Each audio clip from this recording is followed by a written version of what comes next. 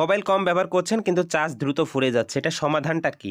দেখতে পাচ্ছেন এখানে একটি ব্যাটারি ইউজেজ গ্রাফ দেখাচ্ছে আমি কি পরিমাণে ব্যবহার করি সেটার। এবং আমার ফোনে বর্তমান চার্জ দেখতে পাচ্ছেন 73% এবং এটা চলবে 19 ঘন্টা 12 মিনিট।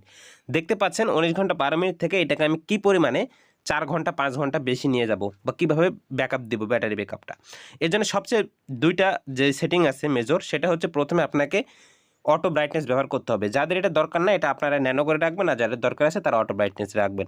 2 নাম্বার যে কাজ করতে হবে আপনাকে, সেটা হলো আপনাকে ব্যাটারি সেভার ইউজ করতে হবে এবং এটাও আপনি আপনার নোটিফিকেশন বারের এখানেই পেয়ে যাবেন। অনেকে কী করেন গুগল প্লে স্টোর থেকে বা বিভিন্ন ধরনের সাইট থেকে এটাকে ইনস্টল করেন, কিন্তু আপনার ফোনে যেই ব্যাটারি সেভার আছে এটাকে ইউজ করবেন, অন্য কোনো থার্ড পার্টি অ্যাপস ব্যবহার করতে যাবেন না। এক্ষেত্রে আপনার প্রসেসরটা অনেক গরম হয়ে যাবে এবং এক্ষেত্রে এক্সট্রা কোনো প্রেশার ক্রিয়েট করে, যার কারণে এটা হয়ে থাকে। তো এই কাজটা কখনোই করতে যাবেন না। আপনার ফোনে যে ন্যাচারালি ব্যাটারি সেভার থাকে এটাকে ইউজ করবেন, এর বাইরে কোনো কিছুই করতে যাবেন না।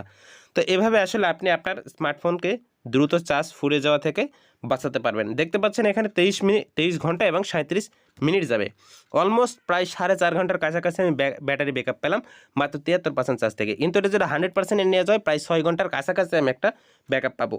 সেক্ষেত্রে দেখতে পাচ্ছেন 6 ঘন্টা মানে কিন্তু এটা যেন তেন টাইম না, 6 ঘন্টা। সো আপনি এক্সট্রা এগুলো পাচ্ছেন। তো এই ব্যাটারি সেভারটাকে আপনি ব্যবহার করে আপনার ব্যাটারি ব্যাকআপটা ভালো পেতে পারেন এবং এর কোনো বিকল্প নেই।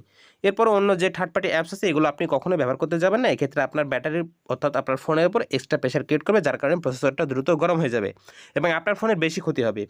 তো ব্যাটারি নিয়ে আর কোনো চিন্তার কথা না, আশা করি ব্যাটারি সেভারটা আপনি ব্যবহার করলে।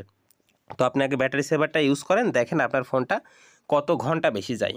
তো এরপরও যদি আপনার কোথাও বুঝতে অসুবিধা হয়, এর বাইরেও বেশ কয়েকটা সেটিং থাকে এবং ডিটেলসে যদি বলার প্রয়োজন হয় তাহলে আমাকে কমেন্ট করলে আমি আশা করি এই রিলেটেড ভিডিও আপনাদেরকে দেব। তো ভিডিওটা ভালো লাগলে অবশ্যই লাইক করে দেবেন, আর চ্যানেলে নতুন হলে অবশ্যই সাবস্ক্রাইব করে দেবেন। ধন্যবাদ।